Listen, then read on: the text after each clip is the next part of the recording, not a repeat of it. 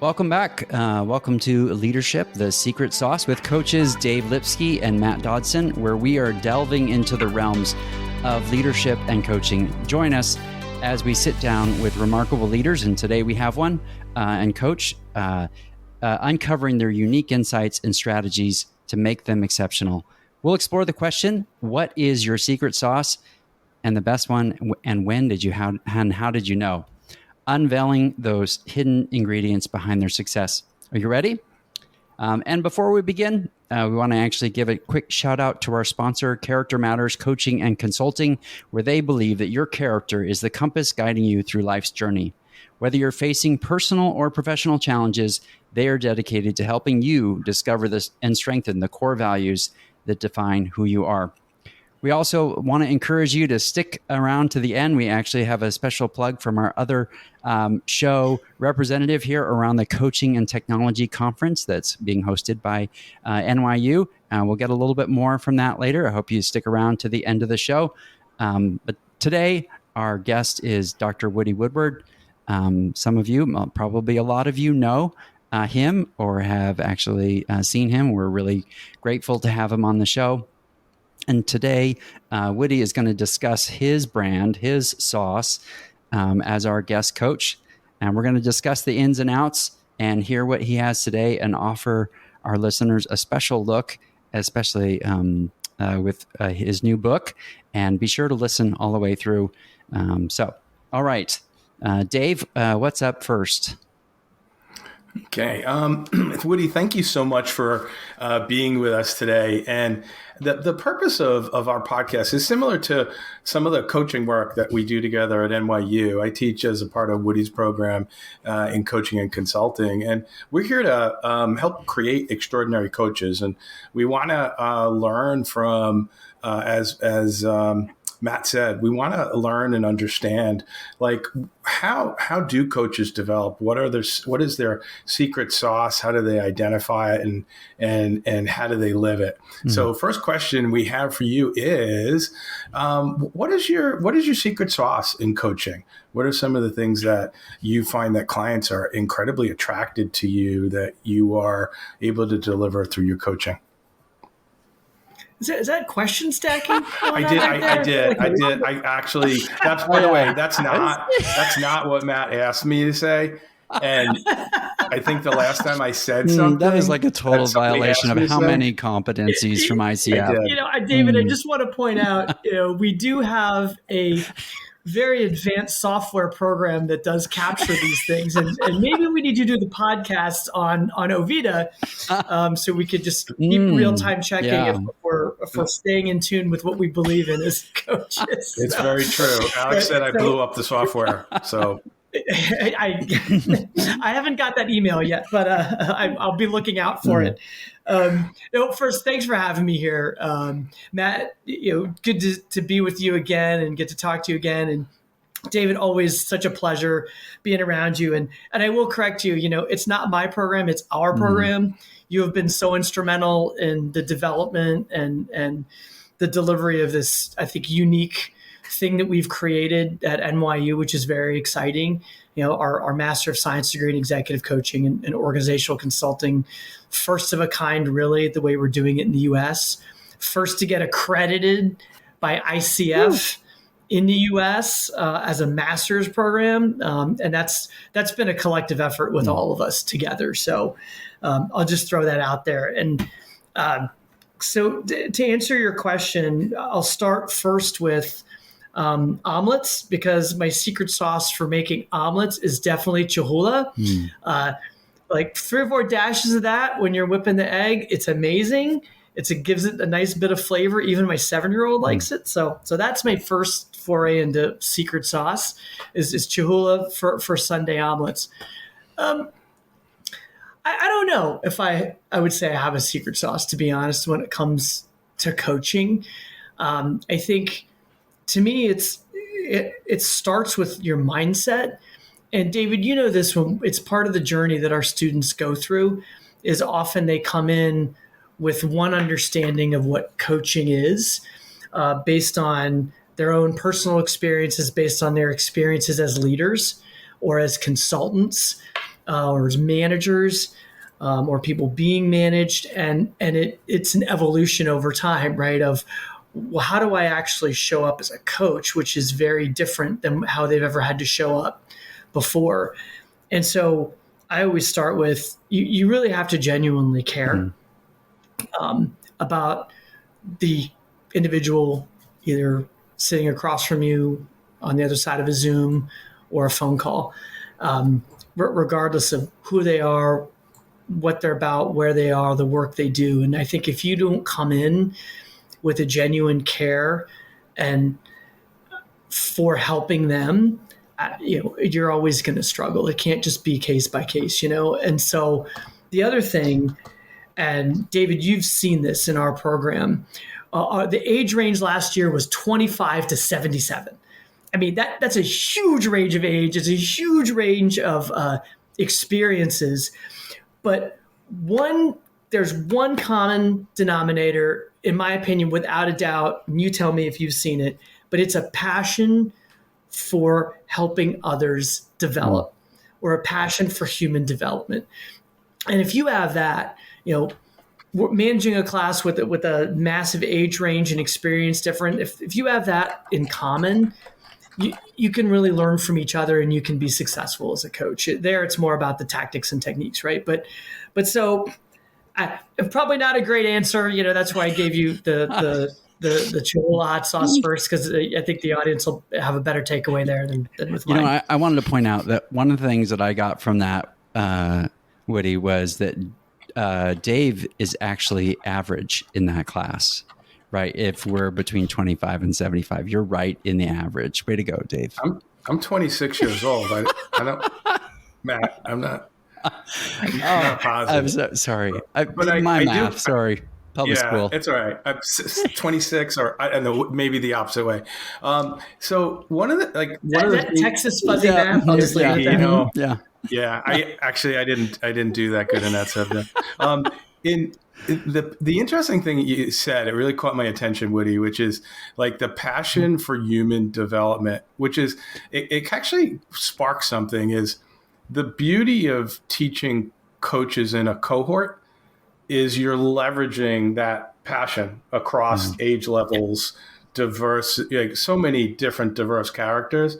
And it's amazing, like, do you see there's a relationship between the bonding that occurs in developing coaches in those programs and that, the ability to produce good coaches?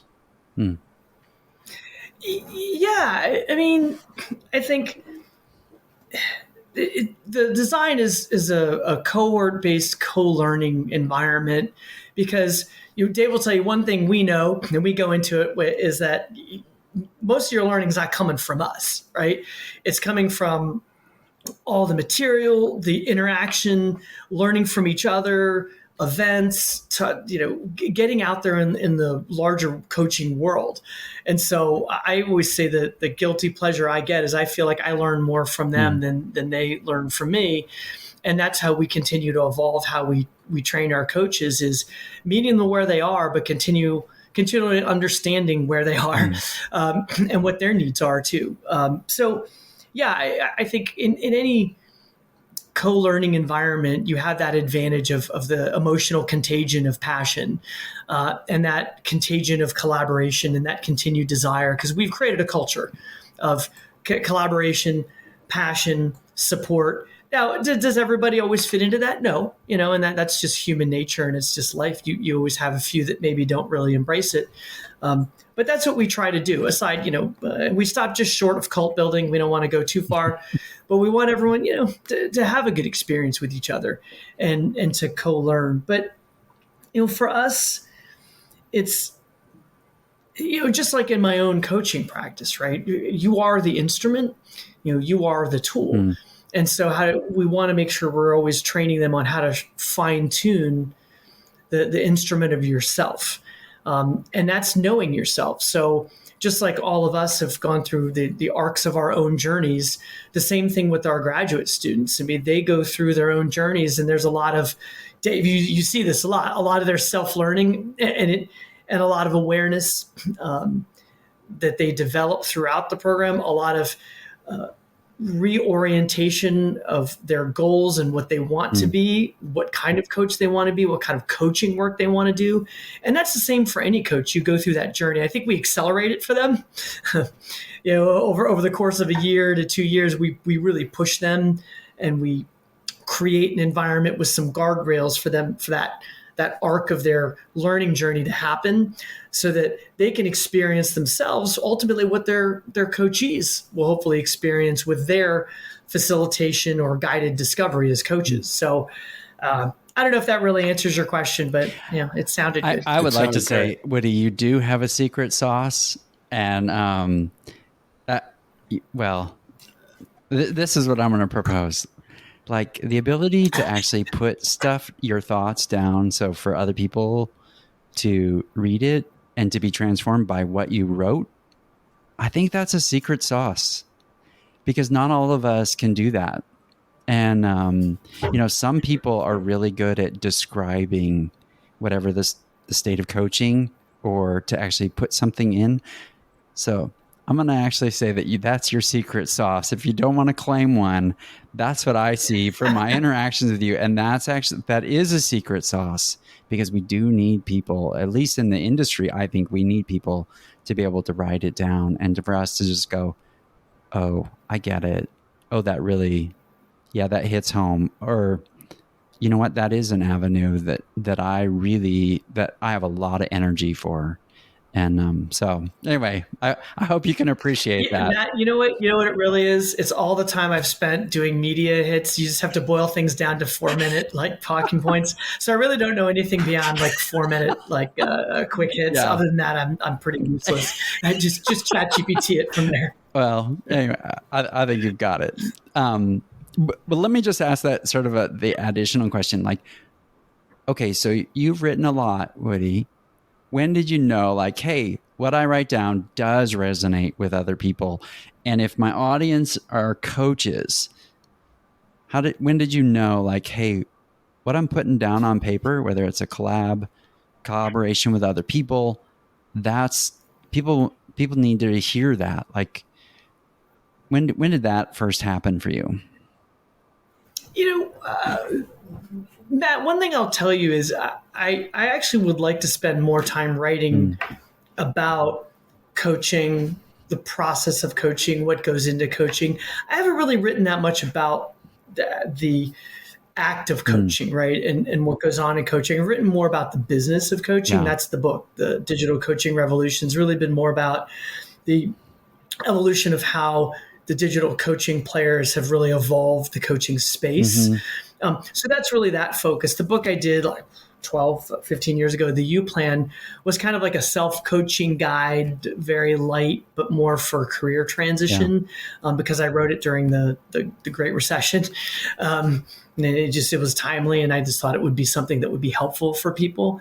But I think I do an okay job of being able to break stuff out and explain things. I mean, that's what I try to do in our classes, explain different processes, concepts, whether it's cognitive behavioral coaching as an approach versus, goal-focused coaching, and laying out what that looks like and what it means. But no, I honestly would, I'd like to do more writing in that space. I just don't have the time.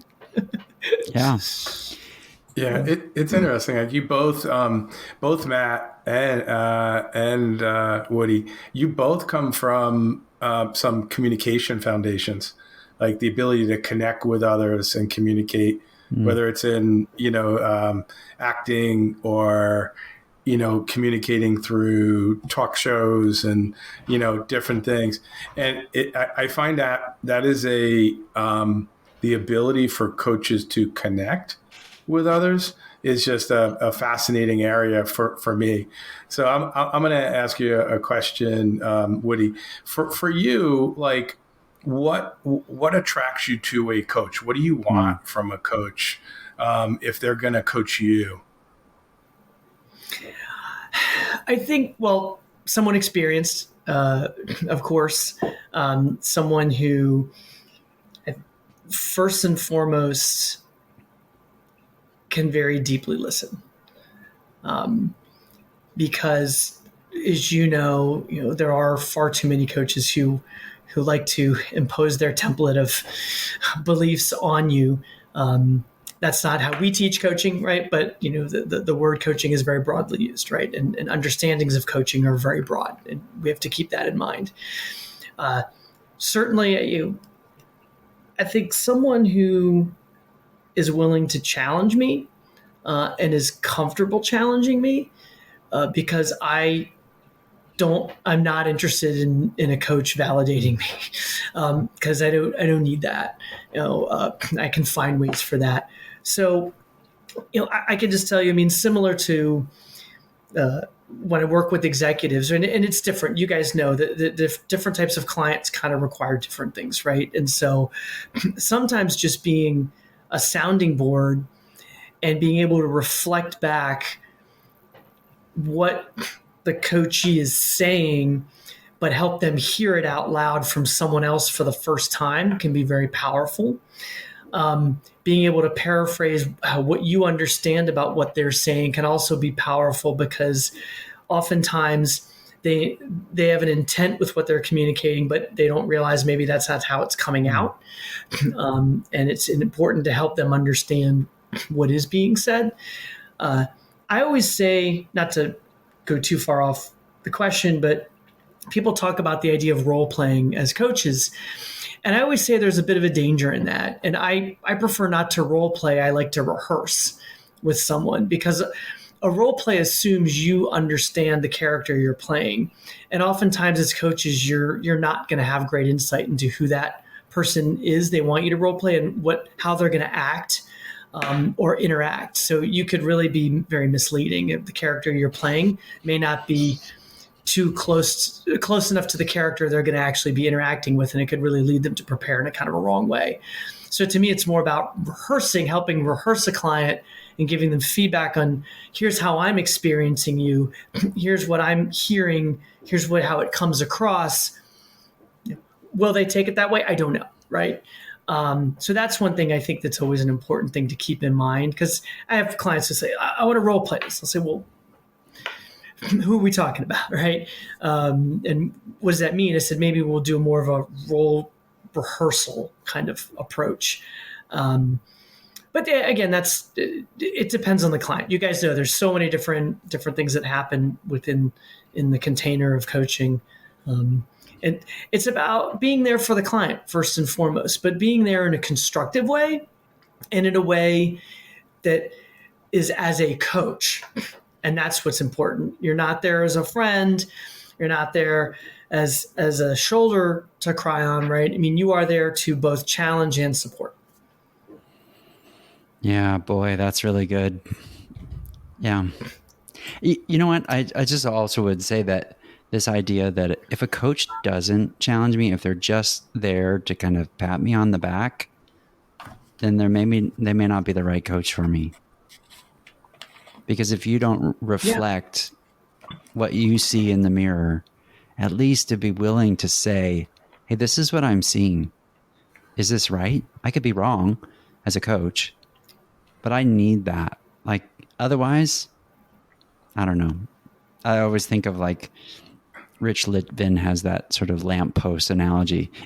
I'd be better served just telling my problems to a lamppost every day, and I probably get just as much out of it than I would if I found a coach that just told me what I wanted to hear.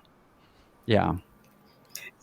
Just so you know, Matt, so you're going to get a call, because when my wife catches me outside talking to the lamppost, like tomorrow, she's like, what are you doing? I'm like, this is totally Matt's idea. Totally Matt's idea. Yeah, normally I can blame Dave, but this time you can totally blame me. It's totally fine. I actually love that analogy, because one, it shows us that we don't need coaching, but the power or the miracle of coaching is that someone will talk back. And they will actually reflect back of what we have to say. And to me, that's the genius part of coaching, is someone can say, well, this is what I'm seeing, and I deeply care about you. Just like you said, like at the very beginning, like we have to care about who's sitting across from us. If we don't, we should just, as my one dear friend used to say, let's just split up the cookies and go home. And right, so Woody, let's talk a little bit about books. And yeah, can I ask a quick question, Matt? Right before we get the book. Yeah. The question I get the most from students is, how'd you learn that? Right? How did you learn that? How did you learn that? And I think, like, as you think about, like, I love the concept of rehearsing versus role playing and balancing out, like, the heart and you know and the gut and the guts, or the focus, right? So as you pick out some of those skills and areas that you mentioned, how did you learn it as a coach developing? Making mistakes, reflecting on those mistakes.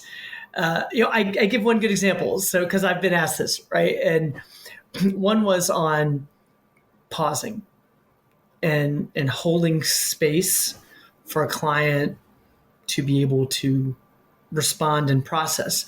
I had a client who he really liked to take his time and think. He's a deliberate thinker, right? And likes to process, not a fast talking fool like myself, right? And so what I realized is sometimes just a little bit of space wasn't enough. And after I talked over him a couple of times, I was thinking back, like, on the session didn't go that well. And I thought, you know what?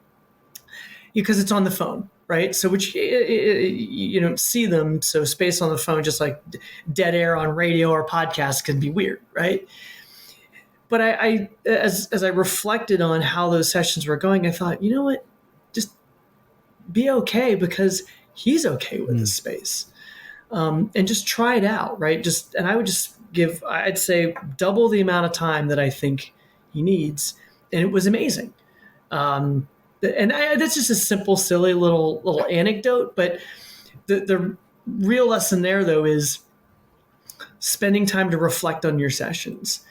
And you have to carve out that time to reflect and think on it, but also, work with a friend, a coaching colleague, a peer coach, to talk through, because we can all get stuck in our own heads. I mean, some things, as you get more advanced in your career, you're more attuned to, you pay attention. We have to teach this stuff, which it keeps it top of mind, by the way. I don't know about you, Dave, but I mean, it brings a lot of stuff back to top of mind. I think I really need to pay attention to that. When you're preaching it, you kind of need to live it too. But I would just say that taking the time to reflect and build that time in, because and I've said this so many times to students, what you don't want is just to stack your day with sessions where you don't have time to mentally just debrief and decompress after each one. Otherwise, you suffer recency effect, and you're just going to remember the last one. I mean, I take notes, and I note things here and there, but I don't know. I don't know what do you tell them how you've learned? That was awesome. Like in the pause, it's like the question often that I get is like, how do you feel in a pause? Like, what do you do during the pause? Right? Like, and it's like, it's often the amygdala countdown, right? It's 6, 5, 4, 3, 2, 1. You're in your cerebrum. Now you can respond, like be the coach. You can't be the coach from the amygdala, because then you're just reacting or trying to be smart or trying to, right? So that was the pause is the beautiful pause is so powerful. Thank you for sharing that. Yeah. But I do like that the longer pause, which is between sessions, is really the time to get up from the chair, take a breather, take a walk. Remember that your kids don't think as highly of you as maybe your coaching client. Those types of things where you're sort of back down to reality and you're like, okay, you know what? My job is to serve the client, and hold the space. Yeah. Okay, Dave, is this okay? We can move to the book question. So maybe, Woody, you can tell us like 2 books that you would recommend, and then if you'd talk about your most recent book, because I think a lot of people, at least from our followers on our podcast, they see what's going on in the digital revolution with coaching. So what are your top 2 books that you would recommend, not written by yourself, and then the Coaching Revolution book? So I'll go with an older, more obscure book called Intelligent Disobedience. by a guy named Ira Shalev, who is a coach. Do you guys know this book? No. Mm-mm. It's really, really cool. It's just about how to, it's kind of a way of disruption or contrarian thinking, but to do it in a way that's constructive. And it's based on guide dog training, in where guide dogs have to learn when to disobey an order that could get the handler, it could cause harm to the handler. So if you're blind and you have a guide dog and you want to cross the street, but the dog has to stop you because there's a car coming, right? So it's the concept of when do you push back, but do it in ways that are constructive and helpful. It's a very cool book. I read it. It has to be at least 10 years old, something like that. But it's a really neat one and a quick read, but a fascinating one. But he gets into like the Milgram studies, and Zimbardo's studies, and I won't get into all, you guys know all that stuff, right? The about obedience and all that stuff. So that's a really cool one. A more recent one I'll bring you up closer is a book called The Coaching Shift. By my two friends, Shauna Waters and Brody Reardon. We assign it in my coaching practices course. It's a book written like, it's not for coaches, but it's about how to use coaching skills. And it's all the basics of coaching. And it's just a really well-written, very accessible book. And I love it. It's a great book. I go back to it all the time. Recommend it. Yes. So those are my two: Intelligent Disobedience and The Coaching Shift. All right. So let's talk about the digital coaching revolution. Maybe some of your, like, if someone were going to read this, looks like Dave's got his with a bookmark actually in his book. So maybe tell me, like, okay, maybe you could say why you and Anna said, hey, look, this book needs to be written. And then for those people that really don't understand the revolution that's going on within the coaching world in this space, maybe you can give us a couple of highlights there. Yeah, it's so Anna Tavis is the department chair of our human capital programs at NYU. And so the one who originally brought me in and to launch and build out the program, she had conceived of the concept a while back. And I started in January of 2020. So I think she got it approved in 2019, just before the pandemic. And one of the things that I always felt was going to be important, and Anna always agreed with me, was that the program, our Master of Science program, needs to be more than just a curriculum of courses. We want to really stand out in the space, develop thought leadership. And so she and I came up with this idea of launching a conference, but not a coaching conference, because there are plenty of coaching conferences out there, right? And I didn't want to have to replicate and try and fight hard to differentiate from what's out there. So we thought, look, there are these digital coaching platforms, most notably BetterUp. At the time, Ezra had just launched. You had a company called Bravely had been around. So what are they doing? And so where are they going? And so after reaching out to a few of them, we found that they don't really have one place they go or a place to gather. And the digital coaching platforms or digital coaching providers were definitely gaining momentum, and you were seeing more and more of these startup ventures coming online and selling into pretty sizable companies, right? With pretty good sized contracts, and they were getting a lot of venture capital and private equity money. So we thought, this is a burgeoning space, and so how can we insert ourselves into that space? For a couple of reasons. One is it looked like a big shift in the coaching industry. They were gaining a lot of influence. And another one is just selfishly, is how could we be a positive influence on an aspect of coaching that was really being dominated by tech thinkers, people with technology backgrounds. And so how could we kind of push ourselves into that table, drag our little stool in and say, hi, we know stuff about coaching. And so we decided, let's launch this summit. And so I was like a LinkedIn panhandler, pinging all these founders, and the NYU name has some cachet. I got some responses, and next thing you know, we got 160 people, and most all the major players, mostly founders and executives of these firms, to come sit on stage.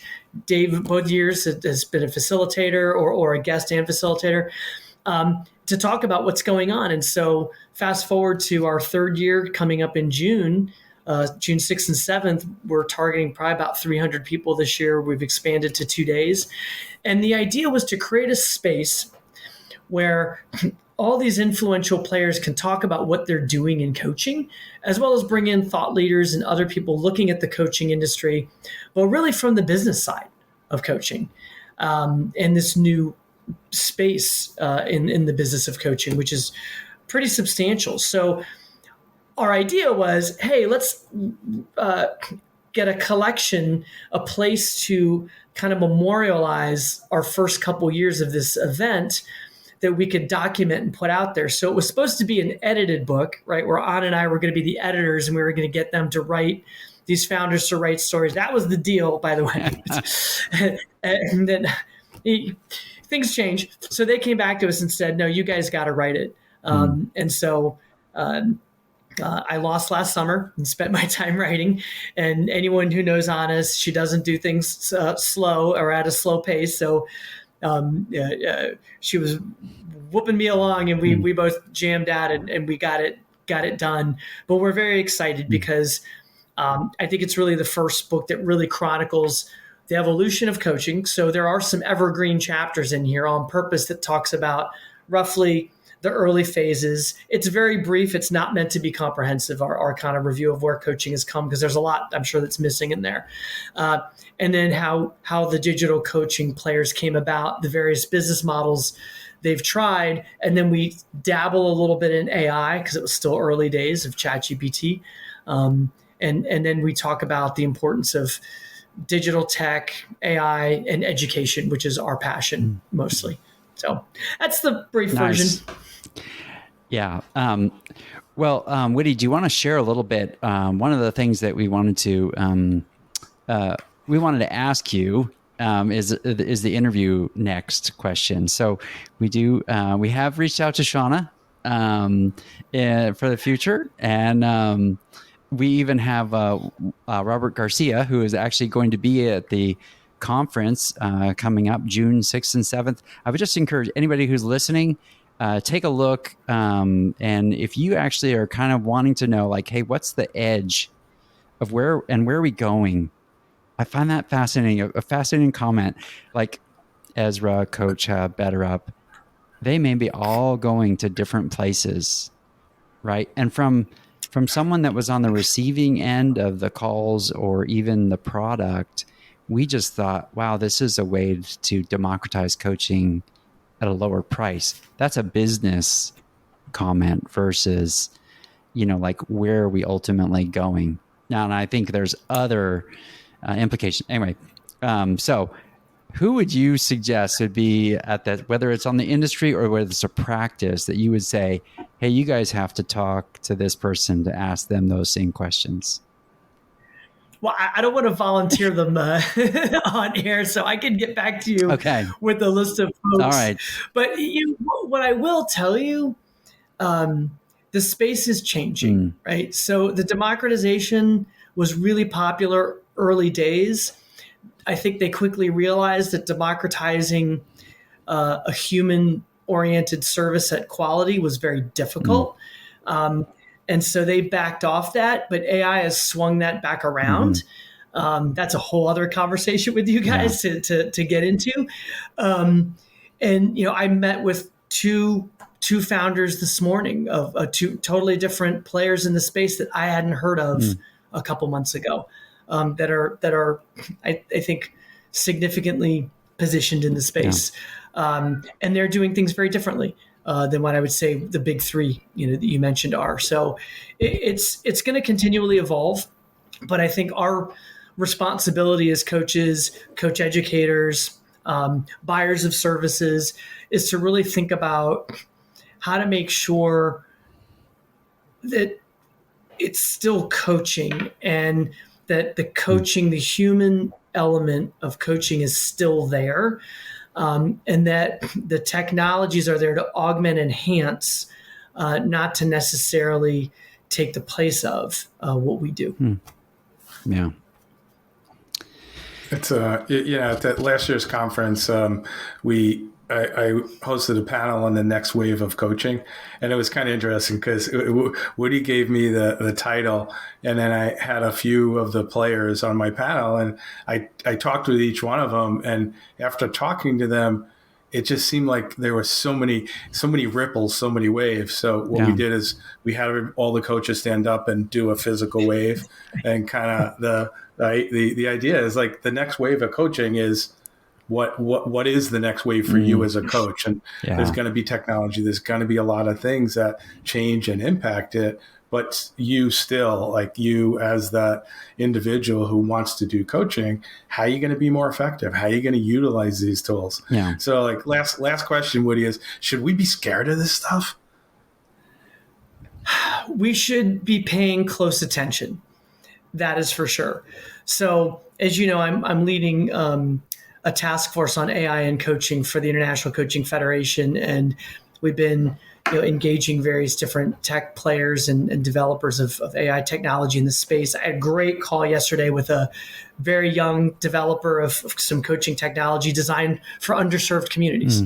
And so I think, how we talk about AI and the use of other technologies in coaching is going to be really, really important, because for some people, it's an existential threat is how they see it. Their head goes right to Skynet and Terminator, and others are, especially younger, are like, this is more normal for me. They're going to be native to the use and to be interacting with generative AI technologies like a ChatGPT, a Claude 3, a Pi, Bard, Character AI, which Character AI is huge now, especially young folks. I mean, it's one of the probably most trafficked sites out there. So we need to pay attention. We need to understand that we are talking about an eventuality. This is when, not if, that AI technology will continue to be integrated into all types of work, without a doubt.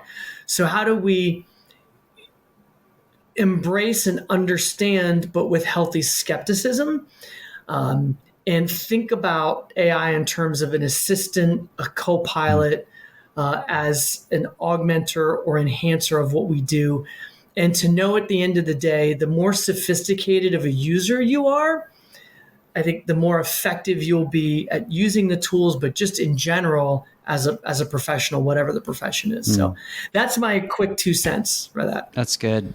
You know what? I think that's, I think, Woody, you were at the last conference that Dave and I were at the beginning of COVID, and they were talking about AI.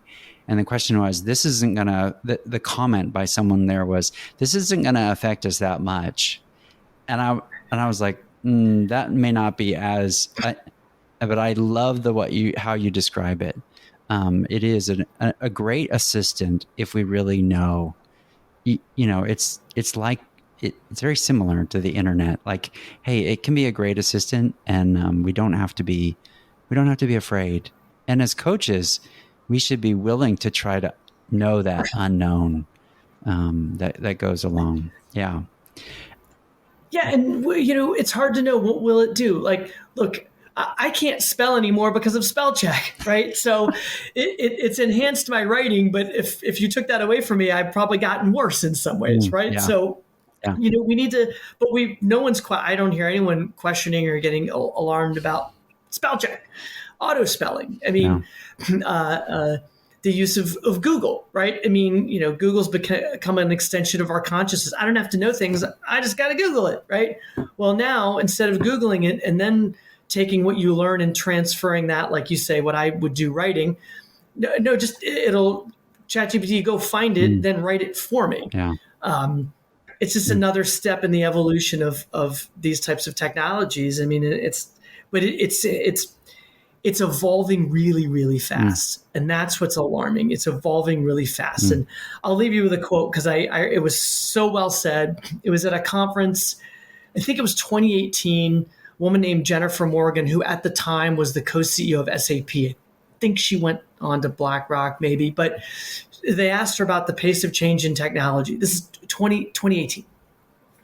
And she said, it has never been this fast and it will never be this slow again. And I think that's true. Yeah. Right on. Woody, thank you so much. If you're interested in going to the conference, I would just encourage you to log in, to go to the internet and actually take a look at login. That's old school. And go to actually the NYU Coaching and Technology Conference. You can register. Registration is still available. I think even after this podcast publishes, the registration will be available.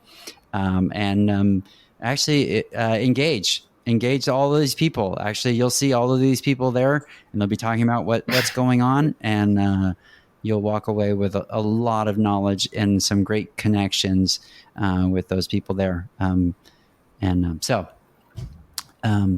Dave, any reflections on this now that you've heard all of this? One, we're going to have to get a bigger room. Yeah. And then some of the things I really appreciate, Woody, that stand out for me, like rehearsing versus role playing, like a coach as rehearser. Very, very cool. And then the other thing is like pausing. I filled in for me, like pausing for potential, right? Like both in yourself, in between meetings, during meetings, for both yourself as the coach and also for your client. So thank you, and I appreciate those. Woody, Matt, any thank other? Thank you guys for having me. Yeah, this has been a lot of fun. I'm really, really excited to be here, and congratulations on the podcast. This is super cool, guys. I skipped over Matt's reflection. So Matt, I kind of shared them, and I shared them in between. But Woody, I appreciate you for going deeper with us, and that is really, it's just nice to have that longer conversation with you, to hear how you think about things. And I just appreciate the fact that you and Anna took the time to write the stuff down, because one, it needs to be written down, but then those of us that are participating in it, we feel like a contributor rather than sort of like on the receiving end of it. Like we can engage and help it. And I love that, what you described about you and Anna's intentionality on it. I think that's actually that's what I'm taking. That's my biggest takeaway, is like, hey, you don't have to sit on the sideline when something's happening in an industry, and you can actually participate and raise your hand and see what you can do. So thank you very much for that. Oh, thank you. And just with special thanks to our sponsor, are you feeling overwhelmed or stuck? Character Matters Coaching and Consulting provides leadership coaching and consulting to empower you to overcome obstacles and reach your full potential. Visit charactermatters.us.com to learn more about their transformative coaching and how to get connected to Matt for your organization. Again, thank you again, Woody. So appreciate getting to work with you always, and I look forward to working on the next classes coming up. So I'll be talking to you soon. All right, until next time, we'll see you again. Don't forget to subscribe and leave your comments. Thanks.